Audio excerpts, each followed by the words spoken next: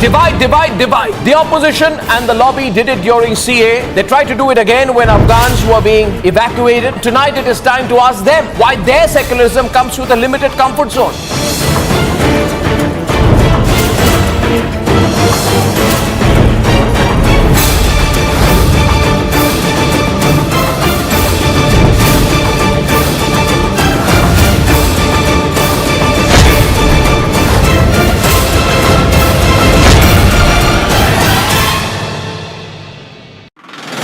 देखिए आप तस्वीरें देख सकते हैं साफ तौर पे अशरफ को यहाँ पे ले जाया जा रहा है आपने लेकिन लाइव तस्वीरें यहाँ पे रिपब्लिक आपको दिखा रही है। बरेली जेल से अशरफ को प्रयागराज जेल ले जाया जा रहा है कड़ी सुरक्षा के बीच।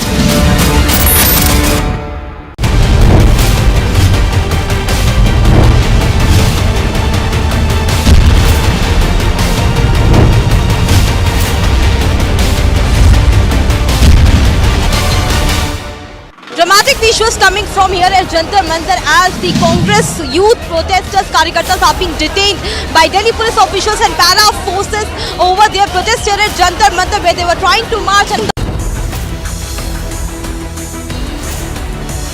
There's debate following the unrest in Israel. Why does the lobby want an Israel-type situation in India? Why is unrest in Israel getting the lobby excited? Debating tonight at 10:30 p.m.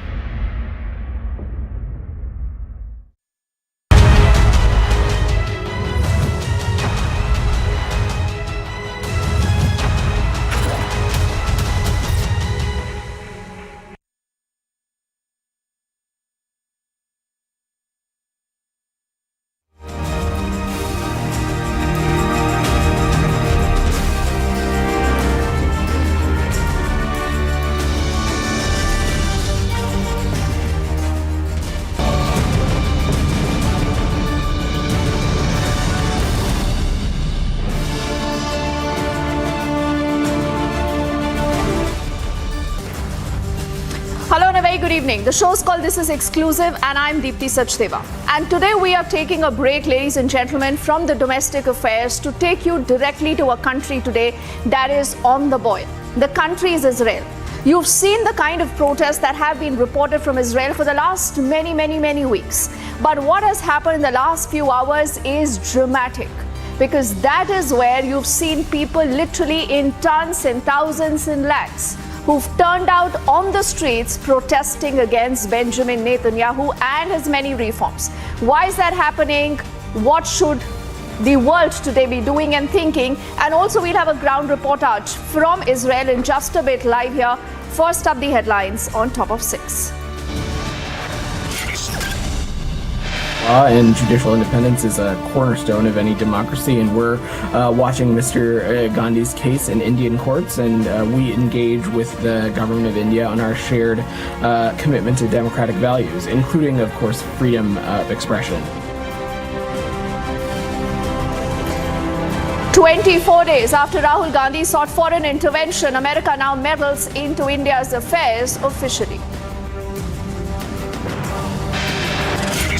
It is intriguing for me that if you look back at Rahul Gandhi's position in England, but this statement compels me to reflect on Rahul Gandhi's position.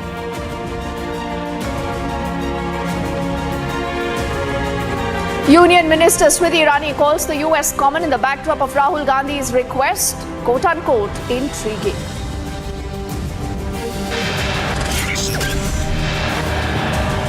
The left is supporting the US intervention. The BRS rejects it. The opposition split on the US comments on Rahul Gandhi.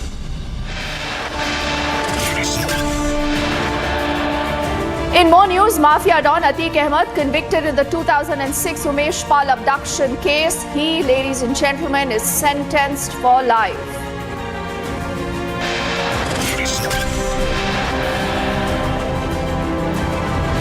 In another setback to the lobby, the Delhi High Court now setting aside the discharge of Sharjeel and Safura Zargar in the Delhi riots case.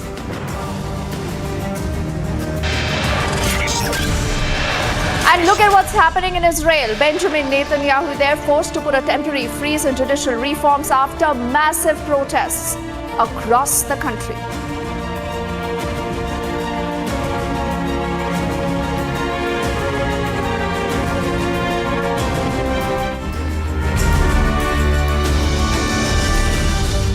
First up, as promised, remember, we are putting our focus on what's really happening in Israel. The Prime Minister there has been facing a lot of pressure to put the brakes on his government's drive to enact sweeping changes to the Israeli judiciary. Hundreds of thousands of these protesters taking to the streets, as we'll play out on our screens in a bit. The court's overhaul plan there has sparked an unprecedented public anger since Netanyahu's coalition of the hard right and religious parties came to power late last year. It has also caused alarm among Israel's Western allies. Now, just in case you're wondering what I'm talking about, remember, Israel is a country, again, that is extremely critical to what also happens in West Asia. Benjamin Netanyahu there has been trying to push in a judicial reform ever since he's come back to power. And what really will that reform do? It will take away powers of the Supreme Court, give the government more powers. The reason why you've seen people protesting on the streets for the last many weeks, but in a curious turn of events, in just the last few hours, you had the defense minister of the country publicly saying he does not agree with the reforms. He's immediately sacked. People turn out in huge numbers on the streets. The country, ladies and gentlemen, is on a boil right now.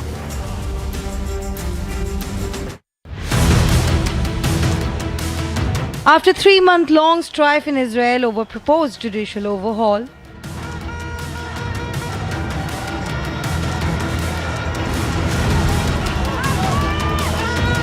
Israeli Prime Minister Benjamin Netanyahu has decided to temporarily freeze the move and has called for dialogue to avoid a civil war. כשיש אפשרות למנוע מלחמת אחים בהידברות, אני כראש ממשלה לוקח פסק זמן להידברות. אני נותן הזדמנות אמיתית להידברות אמיתית. אנחנו עומדים על הצורך להביא את התיקונים הנחוצים במערכת המשפט, וניתן הזדמנות כדי להשיג אותם בהסכמה רחבה.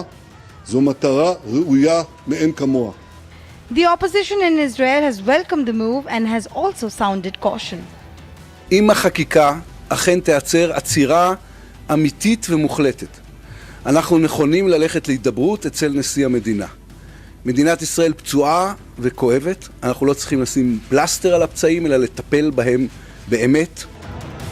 The last 1 week, Israel has witnessed nationwide protests. The situation escalated to a point where both the pro-government and the anti-government protesters came face to face. The protests came into global focus, with Israel Prime Minister firing the Defense Minister for questioning the overhaul. And even the police chief joining the protesters.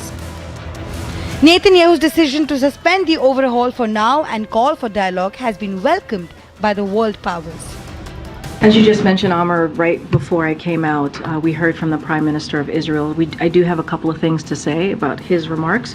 So we welcome this announcement as an opportunity to create additional time and space for compromise. Compromise is precisely what we have been calling for. And we continue to strongly urge Israeli leaders to find a compromise as soon as possible. We believe that it is the best path forward for Israel and all of its citizens to find this compromise. Democratic societies are strengthened by checks and balances, and fundamental changes to a democratic system should be pursued with the broadest possible base of popular support. And so that's what we're going to continue to call for. For now, the proposed law that critics claim gives sweeping powers to executive and curtails the power of judiciary in Israel has been put on hold. It remains to be seen in which direction would the dialogue on the laws will head next. Agency Report, Republic TV.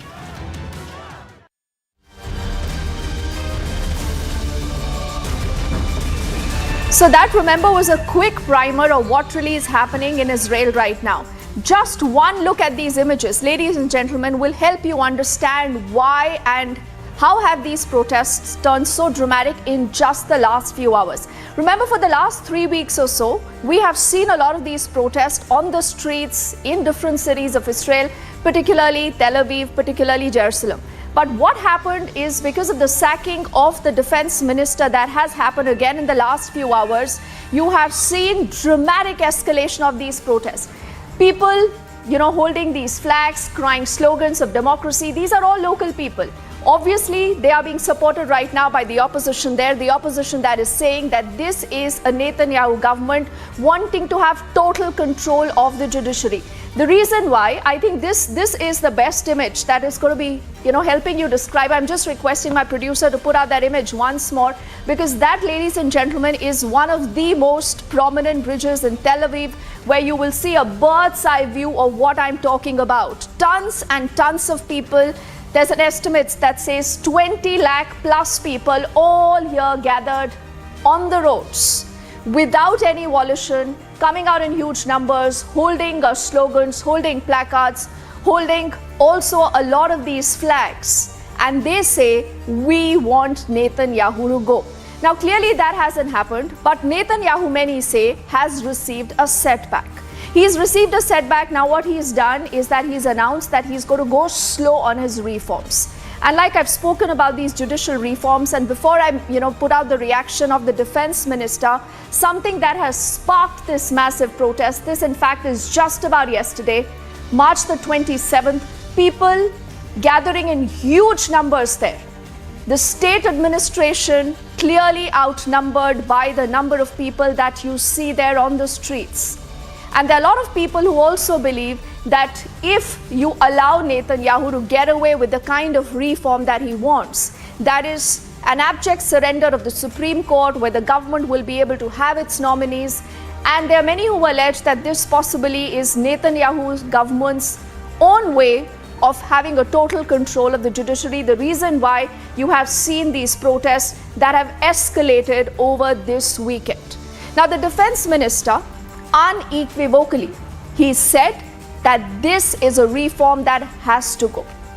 Netanyahu clearly did not like that comment. But before we move ahead and quickly connect with our guest who's joining us live this evening on the show from Israel, let's listen in also to what the defense minister has said. He today is sacked, but after that sacking is when you have seen people turning out in huge numbers on the streets protesting.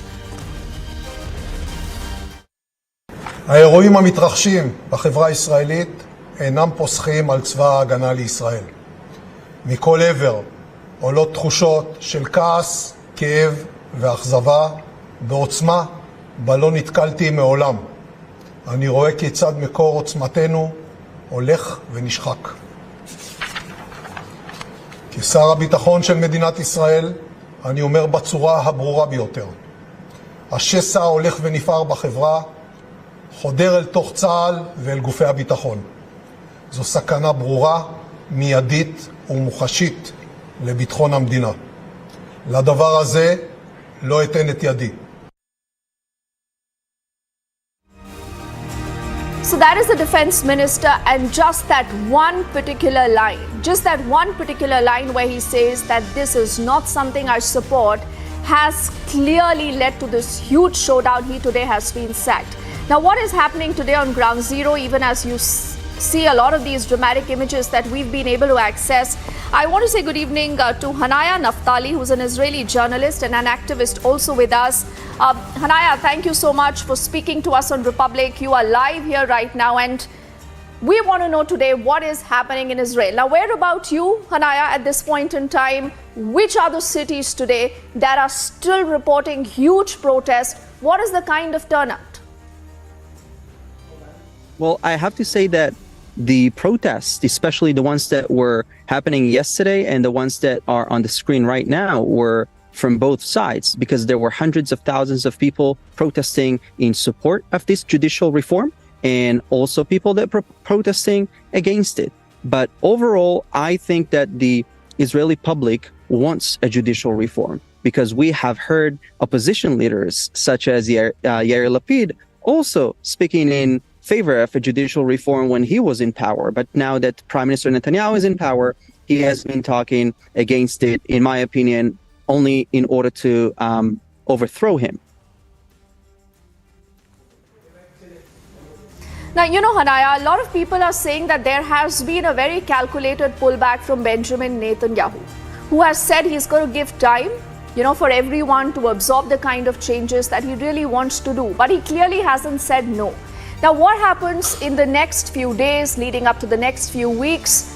What is, you know, your assessment of the thinking in the establishment? Is there going to be a rollback of this reform, or Netanyahu will go ahead? Well, first of all, I have to say that it's not a Netanyahu reform. It's not a reform that Netanyahu wants. It's a reform that people want, because that's why they elected him. Imagine if Prime Minister Modi was requested by his voters to advance laws in favor of democracy, and then people would chant in the streets against Modi, demanding that Modi would resign, trying to overthrow him. Not in a democratic way. That's exactly what's happening in Israel. I think that what we are about to see in Israel is hopefully a negotiation between right and left, coalition and opposition, because Prime Minister Netanyahu spoke in favor and has been calling for months for the opposition to come and sit and talk and discuss and make this judicial reform in a way that the opposition supports it as well, because the majority of Israelis agree that a judicial reform needs to happen. I think that many of the protesters, who many are friends of mine, they don't fully understand or grasp what this judicial reform is about, because the main point of this judicial reform is to basically balance all these authorities, because right now judges are appointed by judges in Israel, and no one has elected those judges. What this judicial reform wants to advance is that elected officials, elected by the people, would eventually elect and choose judges, which is, you know, strengthening democracy, not quite the opposite. Now, you know, it's very interesting, Hanaya, that you've drawn the India parallel, and, you know, that's I think, an issue that warrants a full debate, but I'm not doing that right away. Though, you know, I'm very tempted to get into this, but tell me something, because you say that there is a lot of misinformation, perhaps a lot of propaganda against the reforms that Netanyahu was wanting to spearhead. These are judicial reforms. Now, do you believe that the opposition there perhaps is a part of this larger propaganda? Why today are people angry? Why today are people on the streets? Because, you know, just some time ago, this is Netanyahu who was driven back to power. And people then actually said that they commended him for the kind of reforms he was wanting to initiate. So what has changed?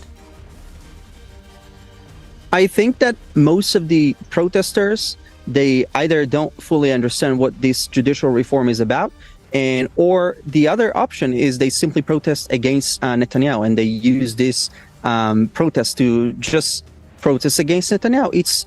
It's old news. It has been happening like this for years. People who oppose Netanyahu, Israel is a democracy. People are free to protest and to go back home, and nothing will ever happen to them.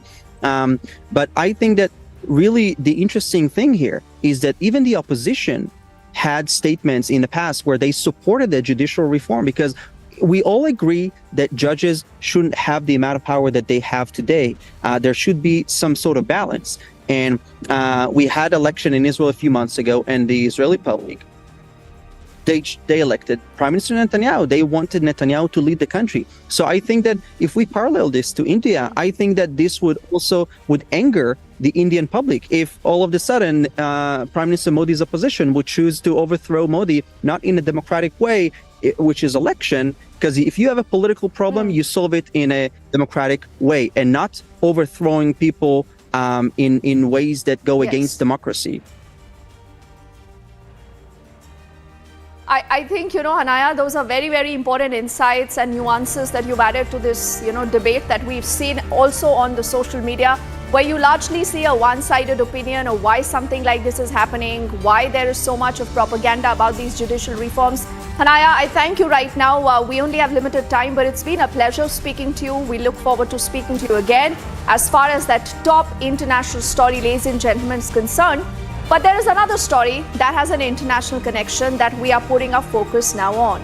This is about Rahul Gandhi, and this is about the US.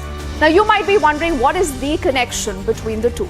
So to just jog your memory, exactly 24 days ago, you had Rahul Gandhi who was on foreign soil. He was addressing the crowd, speaking about tons of issues, and this is exactly where Rahul Gandhi spoke of how the big democracies of the world right now are not looking at what's happening in India. Now, exactly 24 days later, you have this comment that has come in from the US State Department saying, we are watching Mr. Gandhi's case in the Indian court. They also now go on to say it's normal for us to engage with members of the opposition parties. So is this also, remember, just another leg of the US coming out in support of Rahul Gandhi, even at a point where Rahul Gandhi and the Congress say, no, thank you. We do not want any interference. But exactly what is the story building up to? Let's first up play out the reactions we have on that story. The so-called defenders of democracy, which are the United States, European countries, seem to just be oblivious that a huge chunk of the democratic model has come undone. Respect for the rule of law and judicial independence is a cornerstone of any democracy, and we're watching Mr. Gandhi's case in Indian courts, and we engage with the government of India on our shared commitment to democratic values, including, of course, freedom of expression. In our engagements with our Indian partners, we continue to highlight the importance of democratic principles and the protection of human rights, including freedom of expression, as a key to strengthening both our democracies. So the US there officially coming out in support of Rahul Gandhi. Now, ladies and gentlemen, if for a moment, you just think of the entire sequence of events, people say that there is a larger connection, there is a pattern there. The Congress today finding it difficult to say anything against what the US State Department has said. Earlier in the day, we've heard that very, very sharp reaction coming in also from the Union Minister Smriti Irani, though the MEA, remember, still officially has not responded to what the US State Department has said. But let me get in Dr. Purnima Voria, the founder and the CEO of the National US-India Chambers of Commerce, who joins us on the broadcast. Dr. Purnima, good evening, ma'am, and it's a pleasure that we are speaking to you here at Republic. What, according to you, possibly, the pleasure is all mine. Is the larger inference, the larger story, if we just connect the dots? Rahul Gandhi is speaking about the democracy is not intervening into what's happening in India, and here is the reply coming in from the US State Department. Should we connect the two, ma'am? Well, I would let each country do their own thing, because I was at the White House yesterday with the president, and there are issues going on in this country about the banks and so forth. So I think we should not interfere. And whatever Rahul Gandhi said, I agree with late Mrs. Indira Gandhi, the Prime Minister, that when you get out of the country, you must not bring the internal issues of the country to the public here in the United States. They cannot help us. Only India can resolve their own issues. There can be no outside interference. I think it's childish to think that US or any other country will intervene because of just because they have the might. I think this is India's issue. We should solve it within India. I don't think United States will interfere. Yes, they can observe. They have all the right to, and so can we about the SV, the bank in Silicon Valley. So we can also observe, but I don't think we should speak on that. I think internal matters of India should be let in hands of India.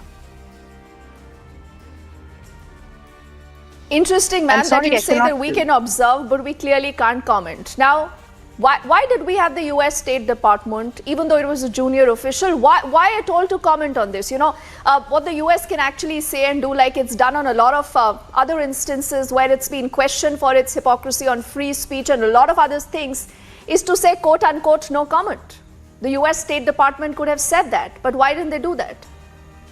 They don't do that because this is a free democracy. We can speak our mind, and they have done the same thing. I think the consequences can be bad sometimes of State Department of any country interfering in India's matter, and that's my personal view.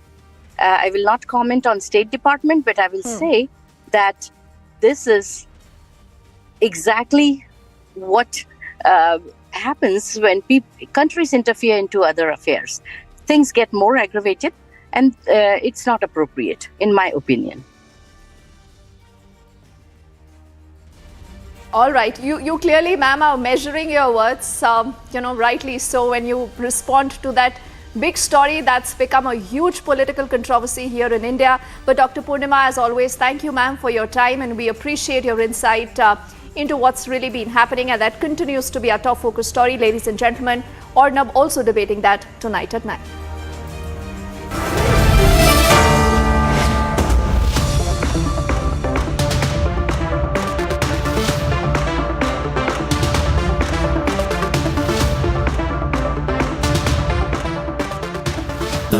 Amity faculty have filed over 1,700 patents. Yet another reason why Amity has been conferred with the National Intellectual Property Award by Government of India for being the top Indian academic institution for patents and commercialization. Saturday onwards only, the Congress is staging the nationwide protest is going on by the youth Congress leaders all over the country over the disqualification of Rahul Gandhi from the lower house of the parliament, with the flags of Rahul Gandhi and Indian National Congress in their hands, who are protesting here at Manti House. Several protesters now, they have taken the three-wheeler to go to Jantar Mantar, was the exact place where the youth Congress protest was called for, but they started their protest from outside Himachal Bhavan only.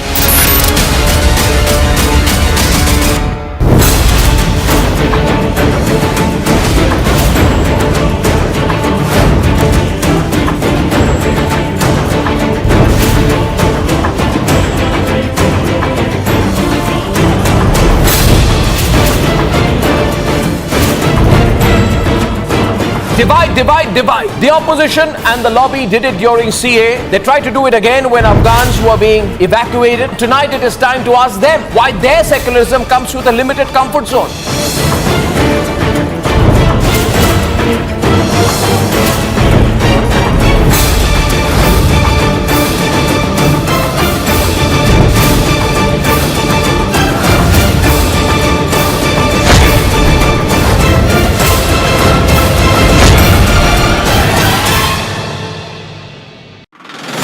देखिए, आप तस्वीरें देख सकते हैं, साफ तौर पे अशरफ को यहाँ पे ले जाया जा रहा है। आप देखिए, लाइव तस्वीरें यहाँ पे रिपब्लिक आपको दिखा रही है। बरेली जेल से अशरफ को प्रयागराज जेल ले जाया जा रहा है कड़ी सुरक्षा के बीच।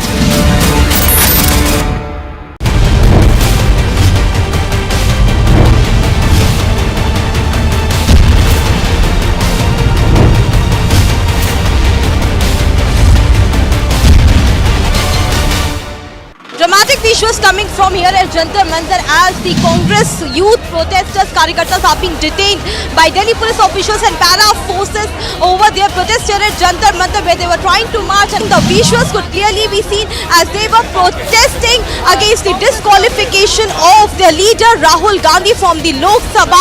And now we'll show you that many youth leaders of the Congress have already been detained by the Delhi police official and are taken to the nearby police station. Saturday onwards only, the Congress is staging the nationwide protest is going on by the youth Congress leaders all over the country over the disqualification of Rahul Gandhi from the lower house of the parliament, with the flags of Rahul Gandhi and Indian National Congress in their hands, who are protesting here at Manti House. Several protesters now, they have taken the three-wheeler to go to Jantar Mantar, was the exact place where the youth Congress protest was called for, but they started their protest from outside Himachal Bhavan only.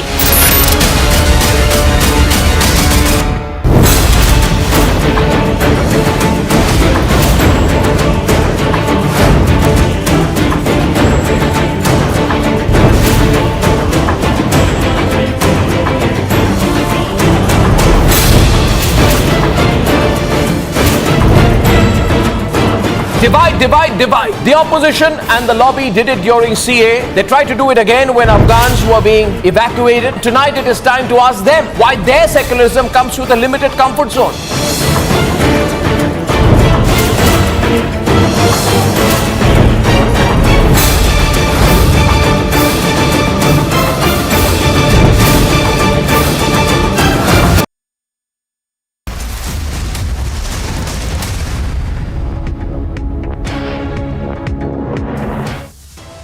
for the rule of law and judicial independence is a cornerstone of any democracy, and we're watching Mr. Gandhi's case in Indian courts, and we engage with the government of India on our shared commitment to democratic values, including, of course, freedom of expression. US openly comes out in support of Rahul Gandhi, says they are monitoring his case. Complete chaos in Vadra Congress on US statement. While some leaders support intervention, some say it is not seeking USA support.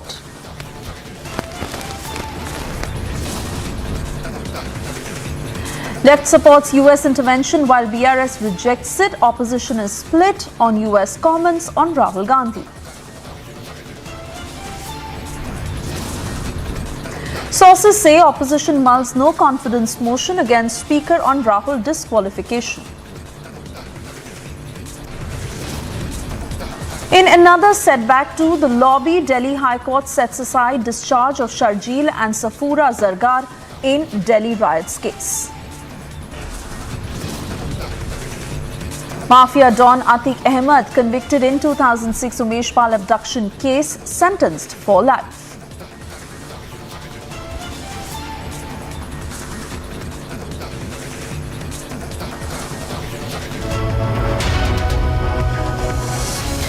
Good evening and thank you for tuning in. You're watching Live and Breaking at 6:30. I'm Suesha Samant, and the biggest story we are tracking for you today, because this is exactly after 24 days that Rahul Gandhi had sought foreign intervention, and today a statement from the United States State Department where they said that it is monitoring the developments in India with respect to Rahul Gandhi. They're also saying that they do engage with opposition parties of all those countries where they share a bilateral relationship. But this intervention from America has now triggered a big political face-off. Let's first listen into what Vedant Patel has said. Respect for the rule of law and judicial independence is a cornerstone of any democracy, and we're watching Mr. Gandhi's case in Indian courts, and we engage with the government of India on our shared commitment to democratic values, including, of course, freedom of expression. In our engagements with our Indian partners, we continue to highlight the importance of democratic principles and the protection of human rights, including freedom of expression, as a key to strengthening both our democracies. Can I just follow up briefly? Sure. Is it engaging with the government of India? How about with Mr. Gandhi himself? Is the United States still engaging with him as the opposition leader? I don't have any specific engagements to read out, Sean, but as I'm sure you know, someone who's covered this department for some time, it is normal and standard for us to engage with members of opposition parties in any country where we have bilateral relationships, but I don't have any specific engagement to read out. And well, the US statement on Rahul Gandhi has put the Congress in a very sticky situation, as there seems to be complete chaos within the party.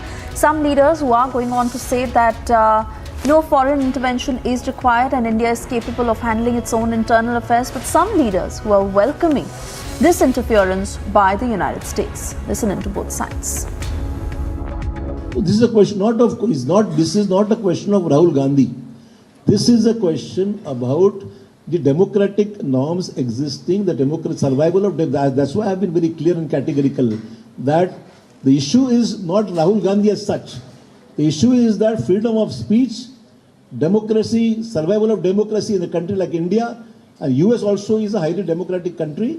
I feel that the logic behind it is that we are not asking for any support from US, but this is something which our entire world is looking after, that the members of parliament elected, members of the assembly or the parliament elected by lakhs of people are facing disqualification on issues which are really non-issues. पिछले महीनों में जो घटनाक्रम हुआ है और उसके कारण से पूरा देश उद्वेलित है।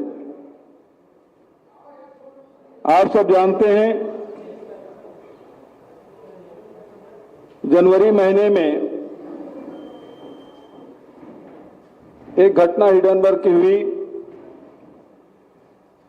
और उन्होंने एक पेपर रिलीज किया और हमारे देश के सबसे बड़े अमीर और दुनिया के दूसरे नंबर के अमीर की संपत्ति में